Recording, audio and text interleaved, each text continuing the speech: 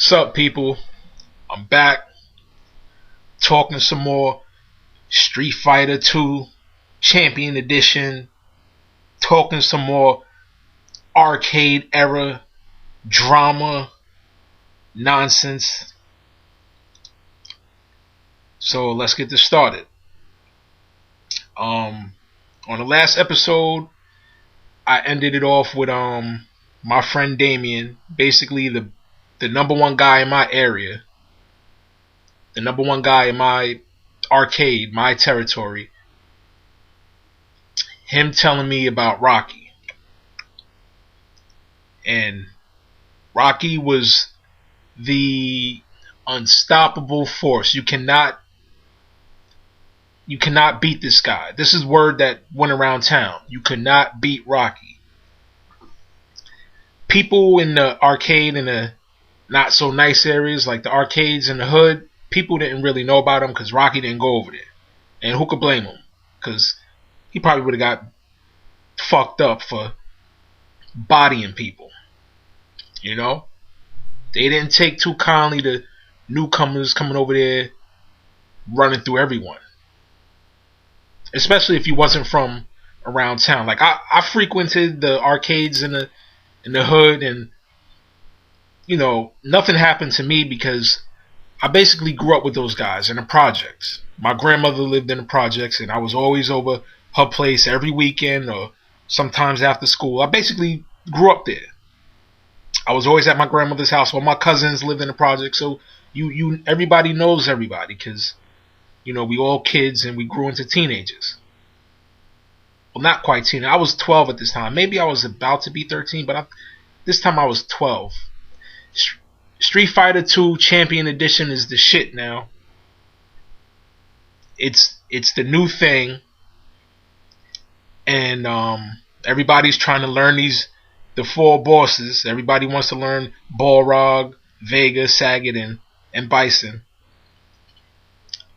So it's the new thing. Everybody's on that.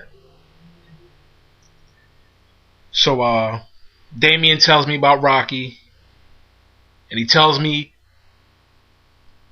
where his territory is, his Video Joe's. Damien tells me he goes there and he gets his ass whooped by Rocky. And that's a big, like, I'm like, shit, you serious? Because Damien's the number one guy in our area.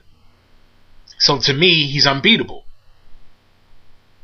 And then he's telling me this guy is whooping his ass with no problem. So I gotta see this. I gotta see who this guy is, and I gotta see him play.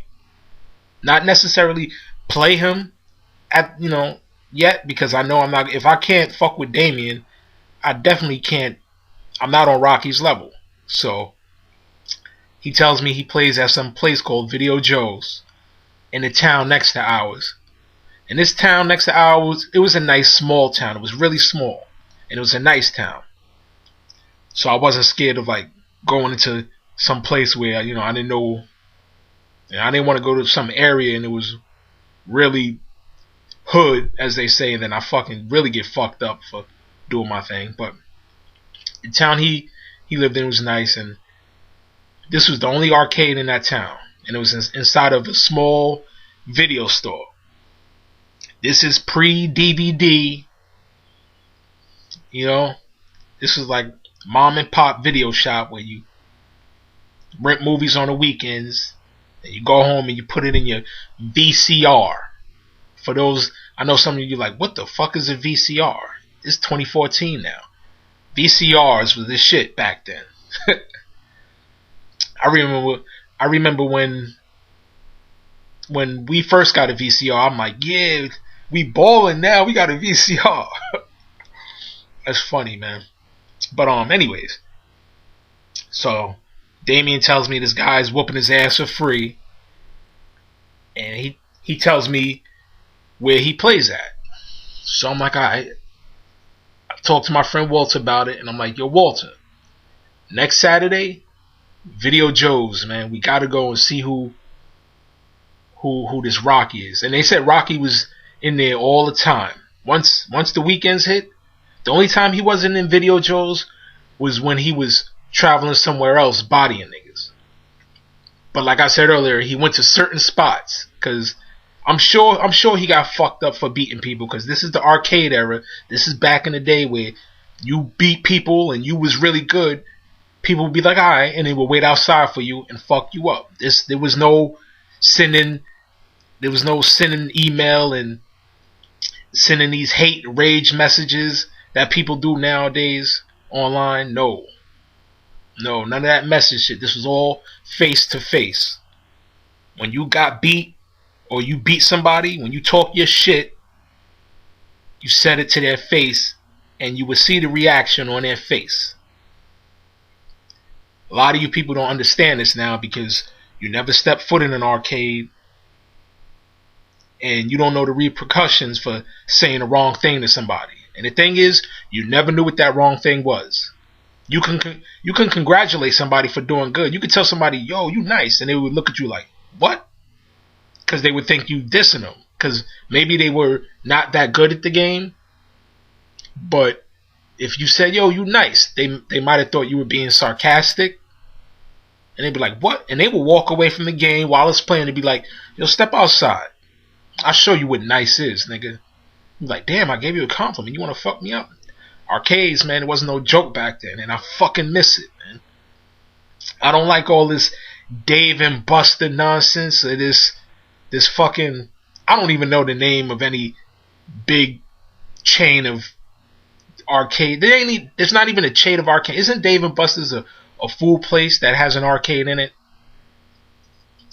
It's not like a legit... Well, I can't say that because my arcade was, like I said a few times, a pizza shop that had games in it. The other ones was a video store that had games in it. So these weren't these weren't really legit arcades, but it was that era, that old school era where, and you didn't see families coming into these places. When families came into the pizza shop, they came to get their food and get out because they seen a bunch of quote-unquote hooligans making wild noise around these machines, talking shit, popping off. You got fucked up. Yo, you suck. Yo, I'm the best. Yo, fuck you. Yo, fuck your mother. So they weren't trying to stay in this place and let their kids hear these things. But nowadays you got these Dave and Buster places and the whole family comes and they have a good time and all this stupid shit. Well, not stupid shit, but you know what I'm saying. It's not my thing, man. So, yeah. Walt says, okay, next weekend we're going to Video Joe's. I said, cool.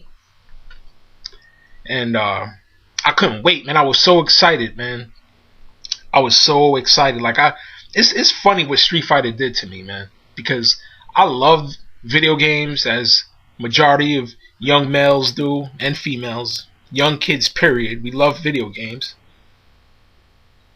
But man, it's just Street Fighter was that game that I could not get out my head, and that whole the culture around it, who the best players were, and like I'll be at home doing homework and I'll be wondering, yo, is so and so at the pizza shop right now playing, or I wonder if so and so is ever gonna get as good as I am, or I wonder if I'm gonna be that nigga at the top forever one day, or you just thought about your friends who loved it as much as you and the game itself. You just thought about that all the time. Well, me, I thought about that all the time, no matter what else I was doing. So, blah, blah, blah, a week go by, and, it's Friday night, Friday evening, and me and Walt and a couple of other friends were inside of the pizza shop in our area, and we're playing and we're talking, and a couple of other people were talking about Rocky, and I'm like, yo, me and Walt, we're going over there tomorrow. And it was like, yo, you and Walter look crazy, man. Don't go over there. Them niggas gonna make fun of you, man. I heard they good over there. We not good enough. Just because you good here don't mean you're gonna be good over there. And I started thinking about it because I never really thought about it. I know I'm the best in my area, or second best when Damien's not around. And I know I can go to to the arcades in the hood and body a lot of those people over there. And I was getting respect over there because I was helping them play. And so I was like that dude in my town. One of the guys, I was one of the respected guys when it came to, like, it was funny because in school, word started spreading around school about me and Damien. And in school, I wasn't a cool kid and I wasn't a nerd neither. I was just a regular Joe, I guess. Kind of invisible. You're just another person.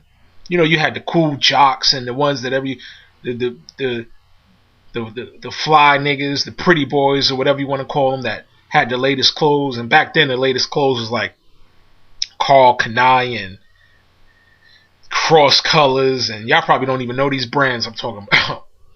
And shit like that. But me, I couldn't hang with that. I didn't care about none of that. All that trying to be the flyest nigga, I didn't care about that. Then you had the nerds, and a lot of my friends were nerds. And I wasn't really a nerd because I'm not like the smartest person in the universe. You know, I'm not too bright. I'm not stupid neither, but my friends, most of them were really smart dudes, and they was always focused on their schoolwork and shit like that. And I liked hanging out with them because they were cool. They were just cool guys, man. I was never the type that picked on nerds and stuff like that. I don't even like calling them nerds, but I'm just calling them that because I'm telling you guys this story. But I was just like, I was in between where I was just a regular dude, you know. But then people started coming up to me like, yo, I heard you nice in Street Fighter. Damien mentioned you, blah, blah, blah. And I was wondering, can you help me out with this? I can't do this and I can't do that. And I'm like, oh, this is how you do it, blah, blah, blah. And I would help them out. And I was always helpful, man. And I liked helping people. I liked the game so much that I wanted other people to be good. You know what I'm saying? Because I said this before, but this is pre-internet, and you didn't have all these forums and things. You know, you couldn't go to a website and learn how to do combos and learn how to do special moves and learn the glitches and the tricks and stuff like that. All of this spread word of mouth. That's how it went around. People spoke. And the funny thing is, there's a lot of arcades that I went to, a lot of places I went to where guys still didn't know how to do certain things. I've been in places where I seen a person pick Guile and he didn't throw any sonic booms, he didn't do any blade kicks. And I'm like, yo, you're not doing any specials. He's like, I don't know how to do them. And I'm like, damn, you hold back for a few seconds. He's a charge character. You got to hold back and then press forward and a punch button, or you got to hold down for a few seconds and immediately press up and a kick, you know. And he did it, and he's like, oh shit, seriously? And I'm like, no one's telling anybody around here. It's weird. If I've been to a place and people didn't know how to do anything, it was weird to me. So I would help. And there were a few arcades where it was that one guy that knows everything, but he's not sharing any information, and everybody just got to watch him and watch his hands and try to understand, you know, the movements that his hand is doing. And, you know, like I said before, you don't really learn properly when you look at someone's hands, because he do like, for the longest time we thought half circle forward and a punch, we thought that was the input for fireball, but it was just a quarter circle. And there was a few guys who just like being the best and don't want to share the information, and I was never like that. And like I said, there was no forums, no internet, none of that stuff. Even gaming magazines, like if a gaming magazine came out, they would give you a tip. Maybe a tip like, hey, jump kick into sweep. And it's like, what? Out of 90 pages, you only give me one sentence and it's one Street Fighter tip? I hated that, man. When I used to get gaming magazines, I wanted a magazine dedicated to the game. That's what I wanted. I didn't care about art. I would get hyped about turning page and I see it would be a picture of Ryu doing a Dragon Punch, and I'm like, oh shit. And I'm thinking the next few pages is going to be dedicated to Street Fighter. And you turn